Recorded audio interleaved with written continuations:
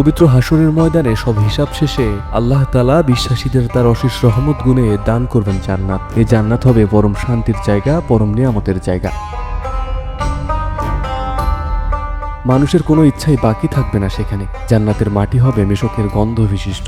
মুমিনদের জন্য যে ঘর বানানো হবে তার ইট হবে স্বর্ণ আর রূপার। জান্নাতের রাস্তাগুলো হবে মুক্তার তৈরি, আর ঘাস হবে জাফরানের। মুমিনদের অনন্তকালের চিরস্থায়ী ঠিকানা হবে জান্নাত। সেখানে কারো বয়স বাড়বে না। কোনো বর্ণনায় আছে জান্নাতের পুরুষদের বয়স হবে 30 অথবা 33, আর তাদের উচ্চতা হবে আদম আলাইহিস সালামের মতো। আর জান্নাতের নারীদের সৌন্দর্য হবে অকল্পনীয়। হাদিসের বর্ণনা অনুযায়ী যখন কোনো ব্যক্তি জান্নাতে তার স্ত্রীর দিকে তাকাবে তখন তার সৌন্দর্য দেখে সে মুগ্ধ থাকবে 40 বছর। আর জিজ্ঞেস করবেন, হে ঈমানদারগণ, তোমরা কি জান্নাতে সন্তুষ্ট? আর কি চাও বলো? জান্নাতবাসী বলবে, আল্লাহ, আমরা চাই যে আপনি আমাদের উপর সন্তুষ্ট হন। আল্লাহ বলবেন, আমি তোমাদের উপর সন্তুষ্ট, আর তাই তোমাদের জান্নাত দান করেছি।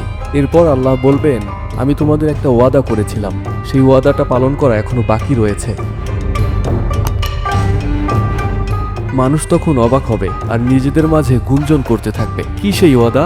আল্লাহ তো আমাদের সৎ কাজের প্রতিদান দিয়েছেন, আমাদের মন্দ কাজগুলো ক্ষমা করেছেন, তার রহমত গুণে আমাদের জান্নাতে প্রবেশ করিয়েছেন। আর কি বা বাকি থাকতে পারে? এমন সময় জান্নাতের চারদিকে আলো ছড়িয়ে যাবে। স্বয়ং আল্লাহ সেই জমায়েতে উপস্থিত হবেন আর বলবেন, কারা সেই ব্যক্তি যারা আমাকে কখনো দেখেনি কিন্তু তবুও বিশ্বাস করেছে? আজকে হচ্ছে বৃদ্ধির দিন, তোমরা যা চাও তাই দেওয়া হবে। তখন জান্নাতবাসী বলবে, হে আল্লাহ, আমরা আপনাকে দেখতে চাই।